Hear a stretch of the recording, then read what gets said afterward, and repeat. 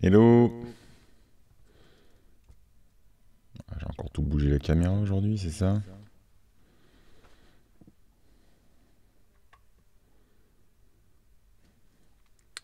Alors, est-ce que ce lundi démarre bien pour vous?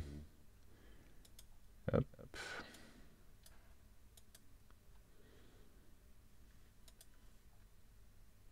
Qui avons-nous de connecté? Salut donc Nono. Hop.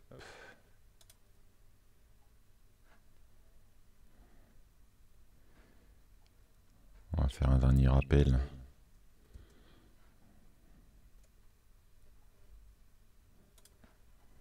Hop.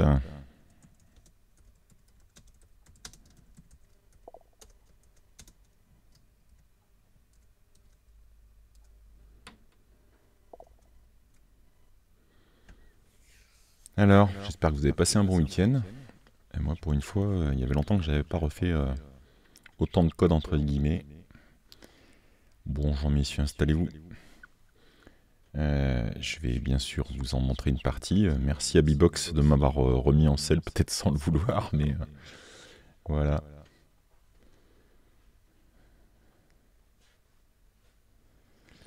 Un peu de Python avec Jura.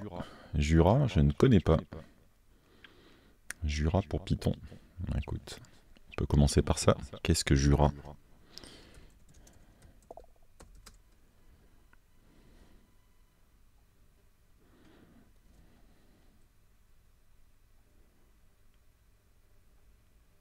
Ah merde, il y a de l'écho. Ah oui, d'accord. Est-ce que c'est mieux comme ça? Oui, c'est sûrement ma faute. Ça va mieux comme ça? Oui, je devais avoir le son qui était réinjecté une deuxième fois. D'accord, Jira, ok. Excuse-moi, mais mon cerveau a refusé d'associer le mot Jira avec me simplifier les tâches.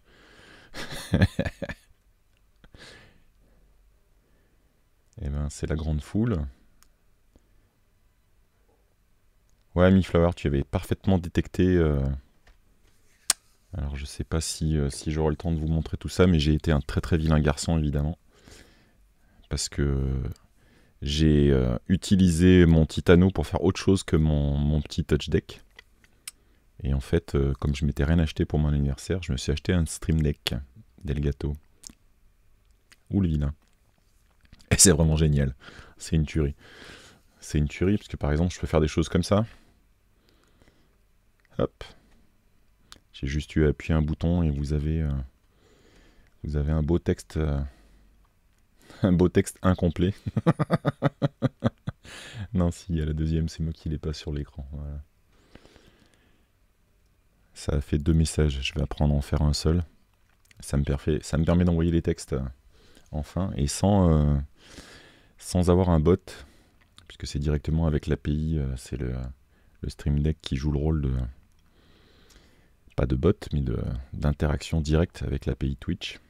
donc je peux pousser les messages comme ça. C'est quand même assez pratique. On verra si je suis pas trop manchot tout le long.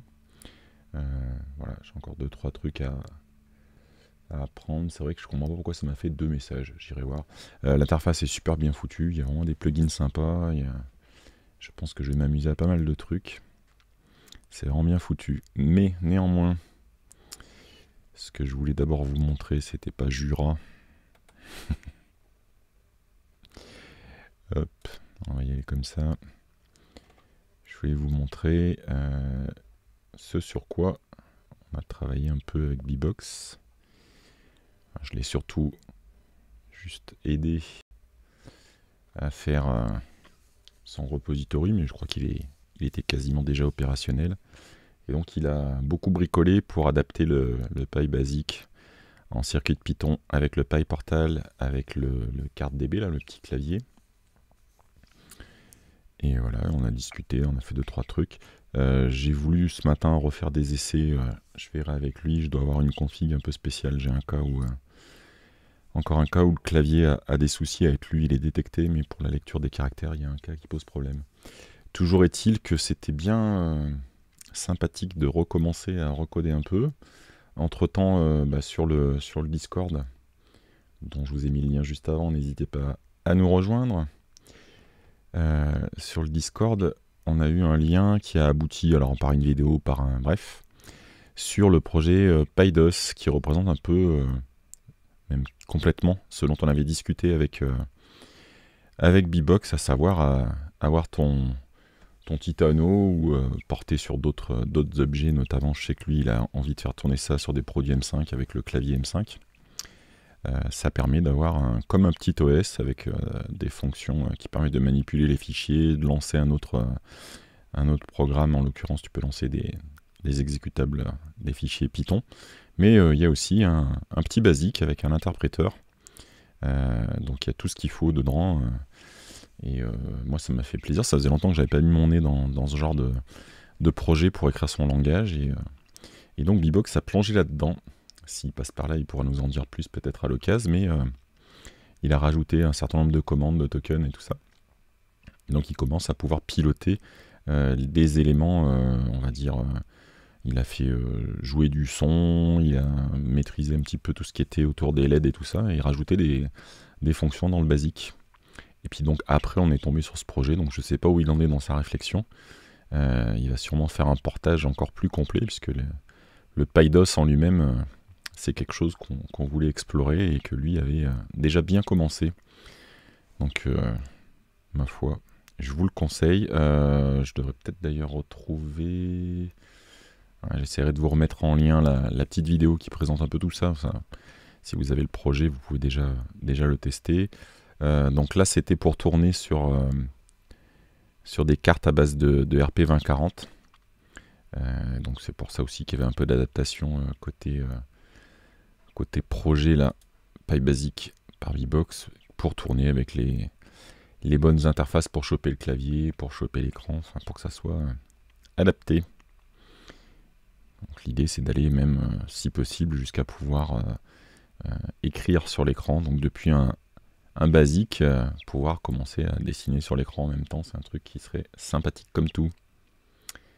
Donc voilà, et ça me permet aussi, puisqu'on a parlé du projet qui était fait pour tourner avec les chips de chez Raspberry, les RP 2040, j'ai reçu et j'ai commencé à utiliser mon dernier joujou, la Pico System de chez Pimoroni.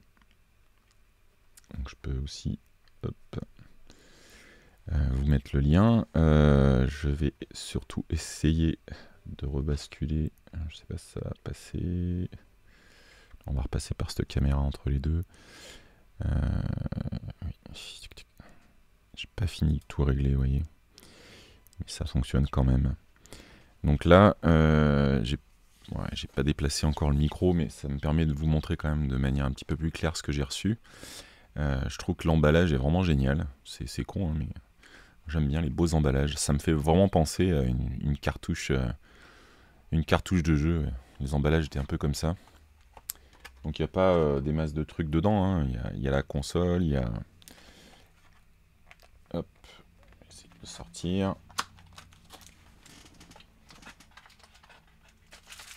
Voilà. Une petite dragonne que j'ai pas encore utilisée. Voilà.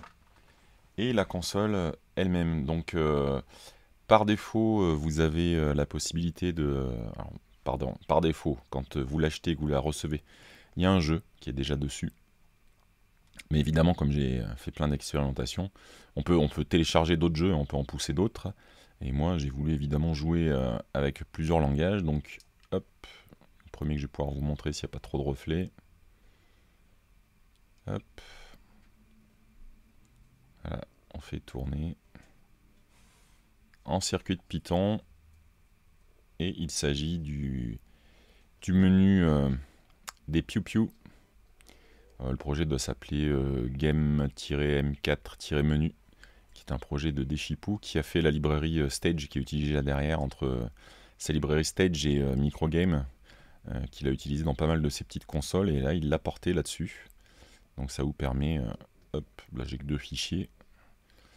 D'ailleurs j'ai cassé le filtre, normalement on voit pas les fichiers code.py, ça filtre tout ce qui est code.py, main.py, et ça vous montre tous les autres scripts que vous pouvez avoir sur la machine. Et donc là c'est juste l'exemple de Boons qui fait rebondir des petites balles qui tournent sur l'écran, pas trop vite non plus. Et donc j'ai commencé avec ça, j'ai adapté un peu la taille de l'écran, il y avait 3 bricoles à régler. Et ben je vais vous partager ça aussi. Hop. J'en ai fait évidemment un petit projet. Hop, qui doit être par là, si je ne m'abuse. Voilà, je vous mets le lien si vous êtes curieux.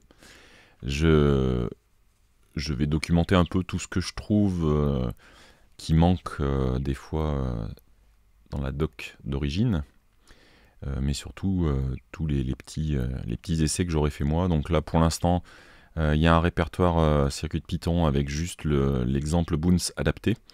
J'indique que pour l'instant, il faut aller prendre une release. Donc elles sont dispo hein, sur le site circuit de Python. Vous avez les releases officielles, mais vous avez aussi accès à un storage chez Amazon, un S3, où il y a toutes les builds. Donc chaque commit qui aboutit à une build est disponible. Et ça permet par exemple, comme Deschipo a fait les modifications nécessaires pour qu'il y ait un circuit de Python pour Picosystem qui inclut les bonnes librairies. C'est pas encore une version officielle, mais par ce biais-là, j'ai pu récupérer. Donc là, je vous ai mis, j'ai mis le lien de celle que j'avais utilisée, mais j'ai encore vérifié ce matin avec la dernière. Ça fonctionne toujours.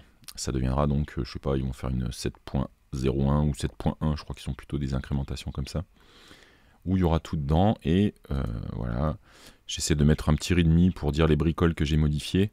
J'avais déjà fait un article pour la Pay Gamer qui expliquait un petit peu 2-3 choses autour de Stage, mais là, voilà, j'ai mis juste les petites modifs qui correspondent en fait ni plus ni moins qu'à la gestion de l'écran. Hein. On trace des grilles qui correspondent à la taille des sprites qu'on va utiliser, donc la Pico System ayant une résolution supérieure à l'exemple de base qui tourne dans les PyBadge et les PyGamer, si je dis pas de bêtises, oui c'est ça.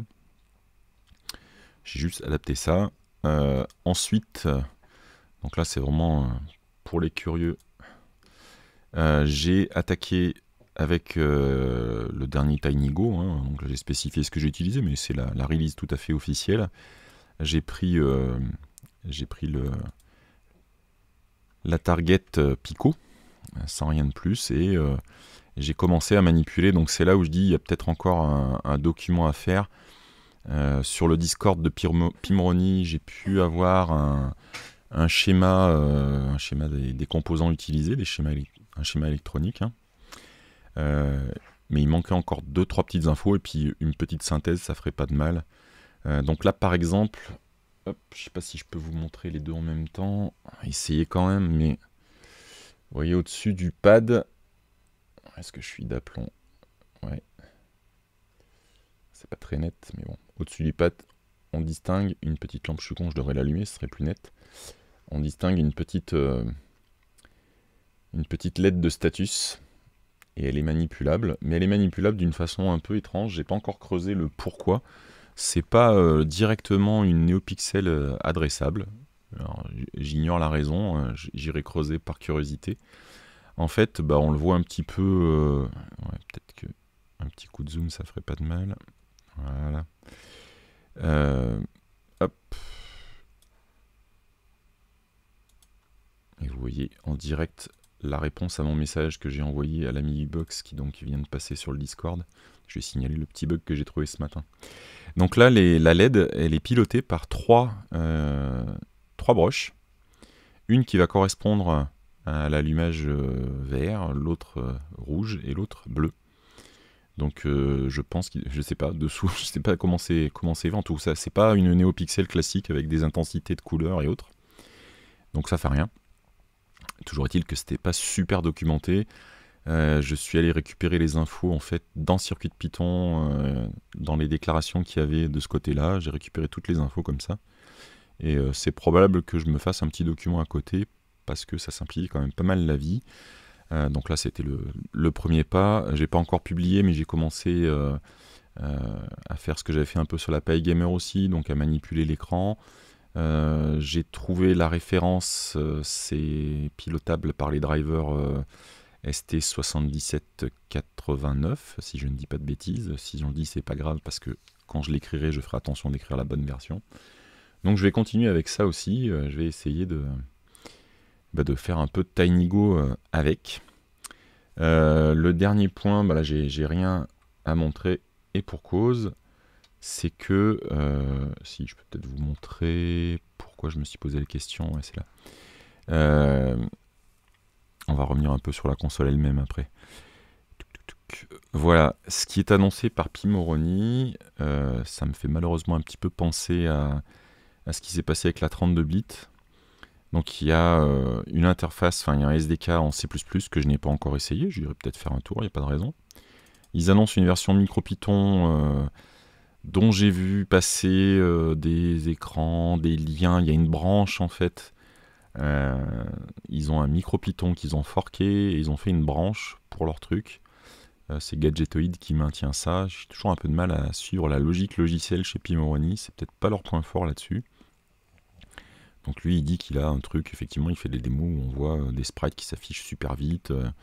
Il a de l'audio et tout, mais j'ai essayé son fichier, son firmware, et ça me met un splash screen, donc ça fonctionne visiblement, parce que c'est un truc que j'avais pas jusque-là. Et derrière, il n'y a rien qui fonctionne de ce qui est censé fonctionner, notamment, j'ai plus de liaison série, donc difficile de coder dessus si ça apparaît pas. J'ai d'autres systèmes en MicroPython que je sais parfaitement gérer, mais là, j'ai pas réussi. Donc c'est pas très grave, on va attendre un peu. Enfin, le produit est sorti, et voilà, c'est toujours du coming soon. La version circuit Python, c'est ce que je vous ai montré, ça va devenir dans la 7.1, dans la release officielle, mais le fichier, le firmware UF2 est déjà dispo et fonctionne, donc je pense que je vais passer plus de temps. Et ils ont visiblement aussi porté tous les outils de la 32 bits, tout le SDK 32 bits pour la Pico System. Très bien, j'y reviendrai, parce que pour moi, sur la 32 bits, je suis retourné... Il faudrait faire un petit bilan du Kickstarter, mais je ne crois pas qu'il y ait eu toutes les ressources annoncées, tous les assets annoncés encore. Donc c'est assez... je trouve ça chaotique au niveau logiciel. C'est dommage. J'adore le produit en lui-même. Hein. J'ai pas de problème avec le produit. Si je vous le remontre... Bon, ça, je peux le faire comme ça. Hop.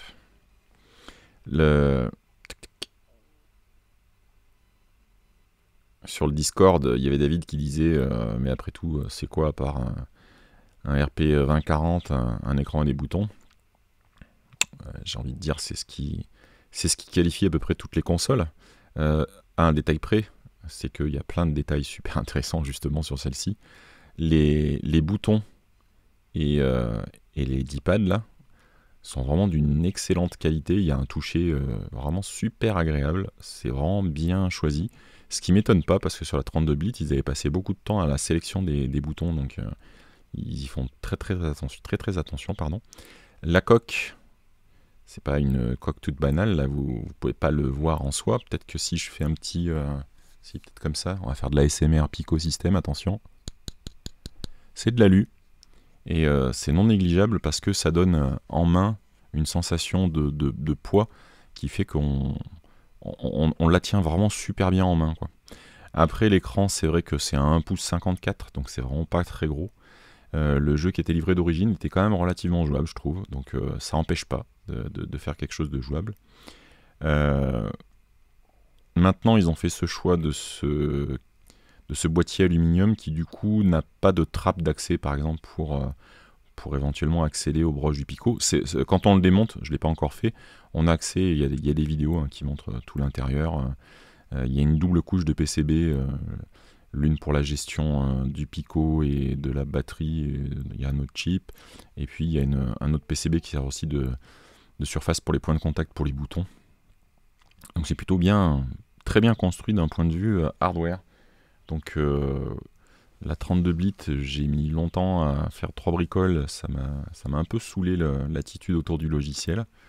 Là j'ai peur que ça soit un peu la même au détail près que la partie circuit de Python est prête et elle fonctionne. Donc ça faisait un moment que je voulais m'y remettre, j'avais commencé avec la Pi Gamer même si j'ai fait du TinyGo. Là ça sera vrai aussi, mais j'aurai un deuxième OS pour faire de l'expérimentation et surtout le gros avantage d'avoir ce circuit de Python qui tourne, c'est qu'on peut, comme j'ai fait hier, je me suis mis en mode REPL, j'ai exploré ce qui était déclaré, j'avais le code de l'autre côté, j'ai pu trouver les bonnes broches, comment elles réagissaient, comment elles fonctionnaient. Ça va permettre de faire pas mal de choses, et notamment d'enrichir le petit repository d'exemples que j'avais fait et que Aurélie avait complété pour la partie Game Boy pour TinyGo. Et ben, je vais rajouter un répertoire avec le maximum de petits exemples de code que je vais faire avec la Pico System en TinyGo. Donc voilà, c'est histoire de continuer un peu à faire des choses avec TinyGo. Je suis en train d'essayer de réfléchir aussi. Je prépare un ou deux talks, là, d'essayer de présenter des choses un peu différentes. Il y a ce que je fais autour de Gitpod, mais j'aimerais beaucoup faire un truc autour de WebAssembly. Donc j'ai commencé à jouer pour moi là ici déjà et voir ce que je peux présenter. Mais j'aimerais beaucoup aussi en duo en l'occasion, en l'occurrence, faire un petit talk en duo avec quelqu'un de mystérieux mais de très très doué autour de TinyGo et tout ce qui est embarqué. Alors pour ce qui est des jeux avec circuit de Python, je suis jamais allé suffisamment loin, mais sur la Pi Gamer, j'utilisais Stage en fait. Pas avec Display.io parce que Stage s'appuie de toute façon au final sur Display.io qui est la couche d'interface derrière. Mais ouais, Stage, j'avais commencé mon fameux, j'allais dire, ceux qui passent par ici savent qu'à chaque fois que j'ai une techno qui permet de faire des jeux, généralement, je refais un remake de Jetpack sur Spectrum, vous savez, avec le petit bonhomme là, en suspension avec un réacteur qui va chercher des trucs d'essence pour les mettre sur sa fusée pour redécoller, avec des aliens qui traversent l'écran. Donc je pense que je continue. J'avais commencé sur la Pi Gamer et ça a fonctionné plutôt bien. Il y avait juste à l'époque un petit trou dans la doc qui depuis a été comblé, donc je vais pouvoir y retourner.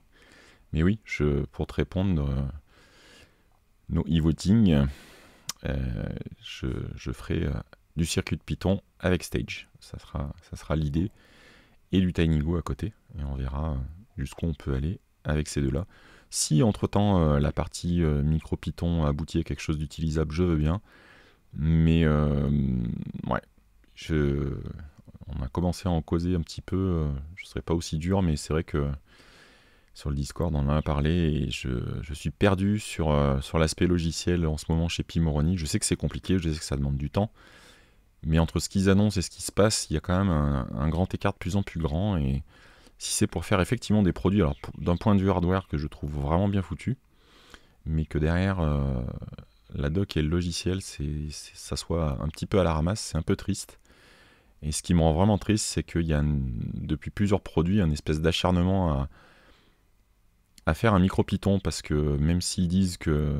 Ils disent, pas recommencer à polémiquer là-dessus, mais il y a quand même des gros fans de C, C++ chez Pimoroni, et ça adopte tout ce que ça peut sur Python, ce qui est dommage, parce que je suis désolé, il y a des tonnes de cas d'usage où c'est ce qu'il faut, et les gens qui achètent leurs produits en ont besoin, donc c'est un peu faux cul de dire ça, et puis derrière d'y aller à reculons, et quand je dis à reculons, c'est non seulement ça sort après, mais en plus C'est pas poussé dans le MicroPython, le vrai MicroPython, c'est un fork à eux, donc c'est encore décalé. Et ils ont des partenariats, mais oui, mais non, on sait pas trop, avec Adafruit, qui a CircuitPython, qui lui, visiblement, fonctionne sur certains de leurs produits.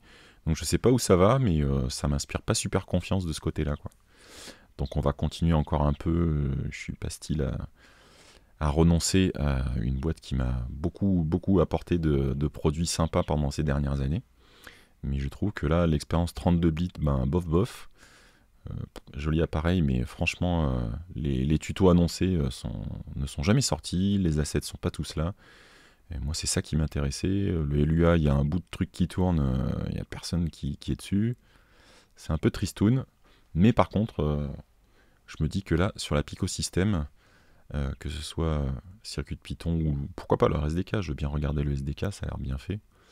Il y a peut-être moyen de se faire un petit quelque chose, même si, voilà, encore une fois, vous voyez la taille de mes mains, vous avez vu la taille des boutons et de l'écran. Bon, c'est sûr que c'est pas très gros. La paille gamer est sympa, mais peut-être un petit peu grosse pour cette gamme de produits, ce qui fait qu'elle est un peu chère à mon avis, et elle n'aboutira pas.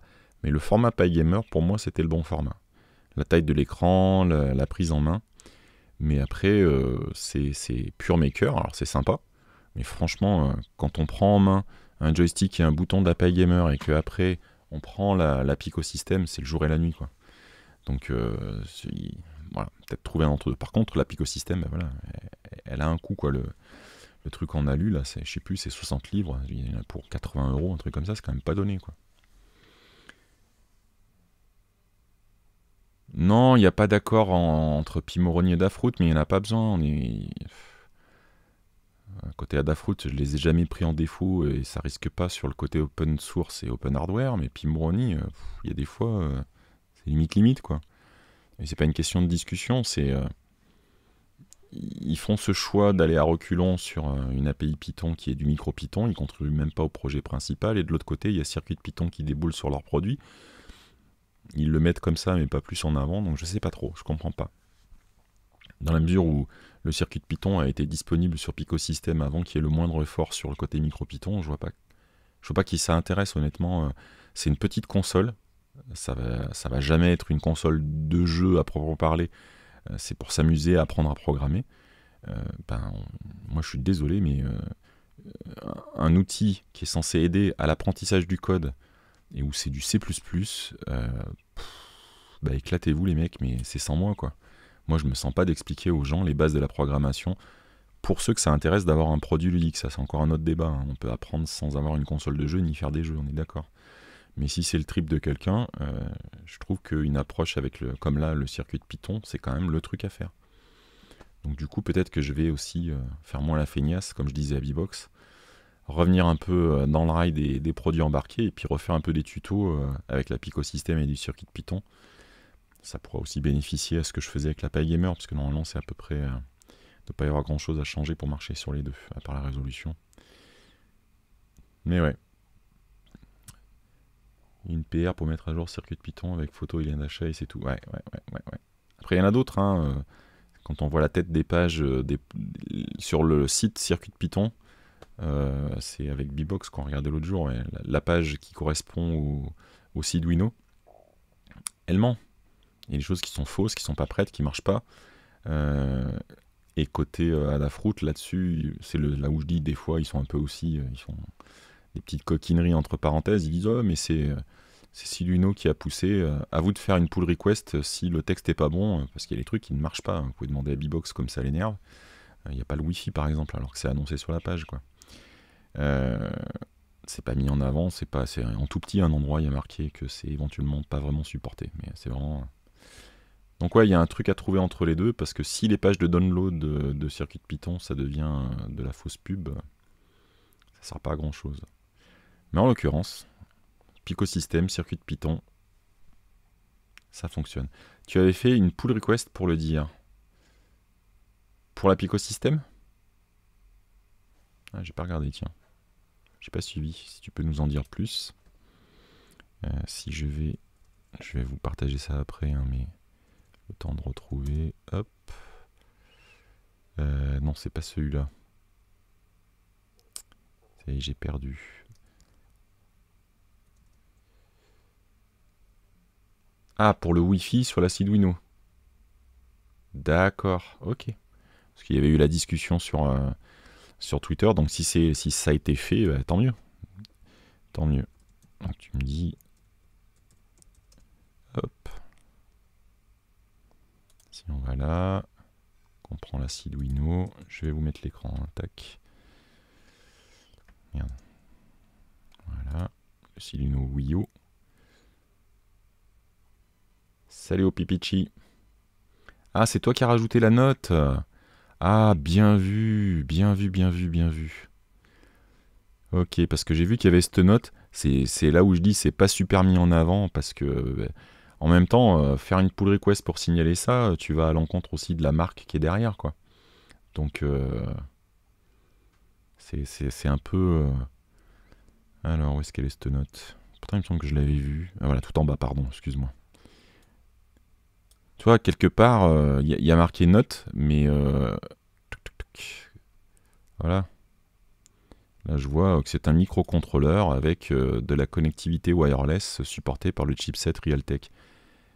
Ben ouais, on peut pas dire qu'il n'y ait pas le matériel à l'intérieur, mais ni Arduino, ni Adafruit n'ont consacré du temps là-dessus. Alors c'est plus à Arduino de le faire à mon sens, hein, c'est eux qui sortent le produit, c'est pas... Mais du coup, faut voir le blame, faut savoir qui l'a poussé. Non, mais si c'est toi qui l'a poussé, ça me va bien. Hein. J'ai pas... Donc bon, il y a le hardware, mais il n'y a pas le support logiciel. Donc je pense qu'en tant que vendeur, il y a peut-être un truc qui déconne un peu quand même. Donc je n'ai aucune idée, mais j'imagine qu'il y a quand même un sacré boulot pour écrire tout ce qu'il faut pour supporter. Surtout que c'est rarement ça. Souvent, on a un ESP posé à côté et puis en avant, quoi. C'est plus ce genre de choses qu'on a l'habitude. Et donc, ouais, c'est un peu dommage. Mais pas très grave. C'est une très bonne idée. Ah, je vais avoir un problème de son.